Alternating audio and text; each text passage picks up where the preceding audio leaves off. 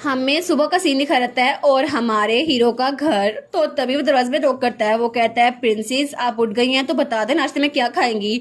तो तभी वो दरवाजा खोलती है और उसने चादर लपेटी हुई थी। वो कहती है अगर खाना बन गया तो बस मेरे दरवाजे पे छोड़ दो, मैं खा लूंगी। और तभी उसने धड़ाम से दरवाजा बंद कर दिया था। वो सोचता है मैं कोई सर्वेंट थोड़ी ना हूँ, आखिर अगर आपको भूख लगी है तो टेबल पे आके खाना खा ले। तो वो कहती है नहीं, मैं तुम्हें कहा ना अगर बन गया तो बस इसे ही छोड़ दो। और तब उसने दरवाजा फिर से बंद कर दिया था। वो कहता है क्या एक थैंक यू भी नहीं, इसलिए कुछ भी नहीं बोला। आखिर से लगता क्या है कल इसने खाना नहीं खाया था तो मुझे लगा ये भूखी होगी और बाहर आ जाएगी, लेकिन इसको नींद बहुत ज्यादा चढ़ी हुई है। आखिर इस जैसी बिगड़ी हुई बच्ची को मैं कैसे बड़ा करूंगा, ये तो बहुत ज्यादा मुश्किल लग रहा है मुझे। और तब सीन चलता है और हमें दोपहर का सीन दिखा रहता है और हमारी सोचती है डैम इट, ये इतना परफेक्ट नहीं लग रहा लेकिन फिर भी ये हो गया। और तब उसने अपनी ड्रेस पहन ली थी। वो कहती है मेरा दिल कर रहा है कि कोट सेट को जरा टाइट कर लूं, लेकिन फिर भी क्या मैं एडन से कहूँ मेरी हेल्प करे। तो वो कहती है नहीं नहीं, वो तो बहुत ज्यादा भाव खाएगा, मुझे उसकी बातें सुननी। और वो सोचती है ब्रेकफास्ट है ना, वो तो बेडरूम में खाना चाहिए, लेकिन वो मुझे यहाँ पे ला के नहीं दे रहा तो मुझे नीचे जाना चाहिए। और अब मुझे वापस अपने घर जाना है, लेकिन मैं क्या ही करूं, मैं अपने फादर को लेटर भेजूंगी, लेकिन अभी मुझे बहुत ज्यादा भूख लगी हुई है। और जाते हुए सोचती है मेरे डैड ने तो मुझसे बहुत ज्यादा गुस्सा किया था कि मैं क्राउन प्रिंस को सेड्यूस नहीं कर पाई, इसलिए मेरी इससे शादी हो गई। लेकिन फिर भी जब वो मेरा लेटर देखेंगे ना तो उनका सारा गुस्सा चला जाएगा। तो फिर अगर उनको पता चला मैं यहाँ पे रह रही हूँ तो वो मेरी बात सुन लेंगे और मुझे वापस बुला लेंगे। और उसे याद आता है कि जब वो अपने महल में सीढ़ियों के नीचे छुपी हुई बैठी हुई थी तो तब वो सोचती है क्या उनको मेरी आवाज आ रही है। लेकिन तभी उसे दो मेट्स की आवाज आती है, क्या तुमने सुना ड्यूक एक नई लड़की के साथ थे फिर से। वो कहती है क्या, दूसरी कहती है हाँ हाँ बिल्कुल, क्योंकि लेडी डचेस ने सिर्फ यंग मिस को बर्थ दिया था और उसके बाद वो गुजर गई, उनकी सिर्फ इकलौती बेटी है, उसके अलावा कोई बेटा या बेटी नहीं, इसलिए। तो दोनों मेट्स बातें करी थी, हाँ बिल्कुल वो अपनी इकलौती रिश्तेदार बची हैं अपने डैड की तरफ से। और हमारी हीरोइन यही सारी बातें सुनकर वहां पे छुपने के लिए आई थी। तो तभी वो मेड्स को ढूंढते हुए आती है। वो कहती है माय लेडी, ड्यूक आपसे बहुत ज्यादा प्यार करते हैं लेकिन वो इसको एक्सप्रेस नहीं करते। तो मैंने सोचती है कि सच में मेरे डैड मुझसे प्यार करते हैं, लेकिन मुझे तो ऐसा नहीं लगता। तो तभी वो दरवाजा खोलती है। वो सोचती है आखिर ये किचन कहाँ पर है, और जब वहां पर देखती है वो कहती है ये किचन तो नहीं लग रहा, ये तो किसी किस्म का कमरा लग रहा है। और तब वो ऊपर देखती है तो वहां पे एक पोर्ट्रेट था। वो कहती है आखिर ये कौन है, इसको तो काले बाल है ना। लेकिन वो कहती है मेरे पेट से तो आवाजें आ रही है, सबसे पहले मुझे किचन ढूंढना चाहिए, मेरे पास ये टाइम नहीं है। और तब वो दरवाजा बंद करके जाने लगती है। वो कहती है शायद आज मुझे ज्यादा भूख इसलिए लग रही है क्योंकि मैंने कोर्सर को टाइट नहीं किया। और तब वो आगे बढ़ी थी। वो कहती है आखिर ये किचन कहाँ पर है, और तभी उसे किचन मिल गया था। वो कहती है चलो ये मिल तो गया। तो तब वो देखती है तो वहां पर फ्राई पैन पड़े हुए थे और चीजें थी। वो कहती है अच्छा तो ये किचन है ना, किचन में तो लोअर वर्कर्स काम करते थे तो मैं कभी किचन में नहीं गई तो ये ऐसा दिखता है। अच्छा लेकिन फिर भी मुझे लगता है कि हमारे ड्यूक की फैमिली से ये बिल्कुल अलग होगा। तो तब वहां पर देखती है। वो कहती है आखिर ये क्या है, ये तो बिल्कुल उस स्टव की तरह जो मेरे रूम में था।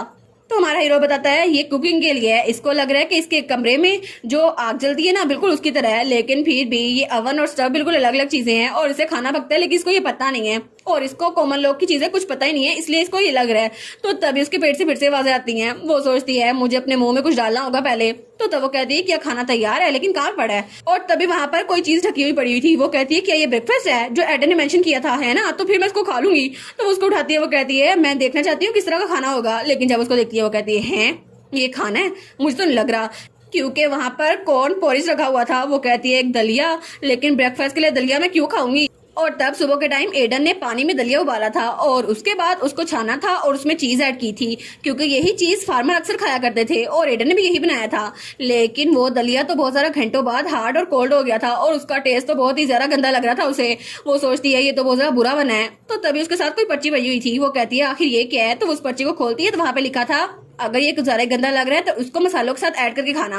वो कहती है क्या क्या सर एडन ने ये मेरे लिए छोड़ा है। तो तब वो कहती है वो तो बहुत ज्यादा क्यूट लगता है लेकिन फिर भी मुझे लगता है वो इंसान नहीं है। तो तब वो कहती है आखिर इनमें से मसाला कौन सा है, और उनमें से एक चीज उठाने लगती है। वो कहती है क्या ये है, लेकिन इसकी सेंट तो बहुत ज्यादा स्वीट है। तो तभी वो स्पून में डालने लगती है। वो कहती है एक स्पून काफी होगा, लेकिन वो स्पून उसके हाथ से नीचे गिरता है और वो मसाला वो सारा चीजें वो जमीन पे गिर जाती है। वो कहती है क्या मेरे हाथों में तो इतनी जान भी नहीं है इसे उठा सकूं।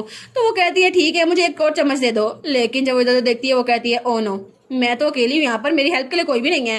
तो फिर वो कहती है ठीक है तो मुझे इसे अपने हाथों से खुद उठाना होगा, लेकिन वो नीचे झुकने लगती है, लेकिन उसकी ड्रेस में उसका पाँव फंसता है और वो धड़ाम से नीचे एक बार फिर से। तो वो तो नीचे गिरी हुई थी, उसके घुटने पे चोट लगी थी। वो कहती है आउच।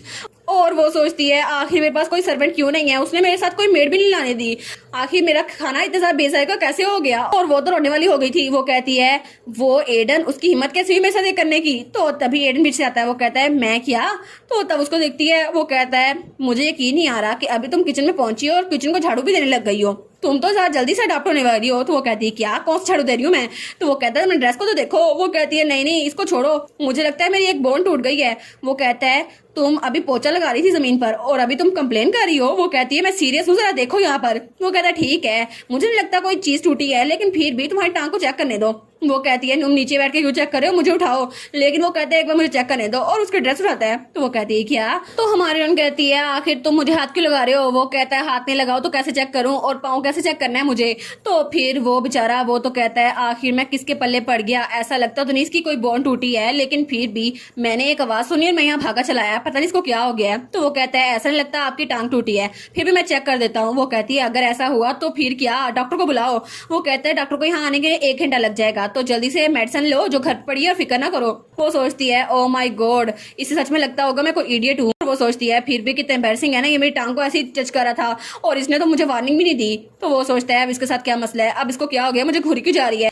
तो वो कहती है इंजरी, जरा मेरी इंजरी पे देखो और कोई काम ना करो, और जरा मेरी ड्रेस देखो कि जरा कीमती है, जाओ अपने हाथ धोया हो। तो वो कहता है अगर ये ड्रेस इतनी जरा कीमती है तो ये नीचे जमीन पे क्या कर रही है। वो कहती है वेल वो। तो वो कहती है छोड़ो इस बात को, जरा मेरे घुटने को देखो यहाँ पे चोट लगी है। वो कहता है ठीक है ठीक है। और तब वो उसके पाँव को देखते हैं। वो कहता है मैं यकीन नहीं कर सकता कि तुम ऐसे कपड़े पहनती हो। तो वो कहती है क्या हो गया मेरे कपड़ों को, सारे कपड़े ऐसे ही होते हैं लड़कियों के, तुम्हें फैशन का क्या पता। तो वो कहती है अच्छा छोड़ो इस बात को, मुझे बताओ मेरी टांग क्या वो टूट गई है या फिर ये फ्रैक्चर हो गई है या फिर यहाँ से खून निकल रहा है। तो वो कहता है नहीं नहीं बस थोड़ी सी चोट पड़ी है, बस थोड़ी सी खराश है, ठीक हो जाएगी। वो कहती है बस यही। वो कहता है हाँ हाँ थोड़ी सी खराश है और तो कुछ नहीं हुआ। वो कहती है ओ माय गॉड मेरी मार्बल स्किन ये तो जाया हो गई। तो वो कहता है हैं कौन सी स्किन। तो वो कहती है वेल डन, अब मुझे ट्रीट करो। और वो तो नखरे दिखा रही थी। तो वो उसके टांग को छोड़ देता है। वो कहती है कि मेरी टांग को क्यों छोड़ा, इसको ठीक तो करो। तो वो उठ के वहां जाने लगता है। वो कहती है तुम खड़े क्यों हो रहे हो, क्या तुम मुझे ट्रीट नहीं करने वाले। वो कहता है मैं तुम्हें ये बता दूंगा मेडिसिन कहाँ रखी है, तो खुद जाके खुद ही ठीक कर लो, और वैसे भी मैं तुम्हारा नौकर नहीं हूँ। तो वो कहती है क्या, और उसको थोड़ा गुस्सा आ रहा था। वो सोचती है ये मेरे साथ ठीक से बर्ताव नहीं कर सकता। वो कहती है ठीक है मुझे गाइड करो। और तब वो खड़ी होने लगती है, लेकिन हमारा एडन उस चेयर को पीछे कर लेता है। तो वो कहती है क्या अब क्या। तो वो कहता है तुम्हें एक रूल को फॉलो करना होगा। वो कहती है अच्छा कौन सा रूल। वो कहता है इस घर में कोई बर्ड केज नहीं। वो कहती है बर्ड केज, आखिर वो क्या बुलाए। तो हमारा हीरो कहता है ये जो चीज तुम अपने स्कर्ट के नीचे पहनी रखती हो। वो कहती है ये बर्ड केज नहीं, ये कैरोलाइन है, जिसकी वजह से ब्यूटी में इजाफा होता है। वो कहता है चाहे जो कुछ हो। तो तब वो खड़े होने लगती है, लेकिन वो चेयर और पीछे कर लेते हैं।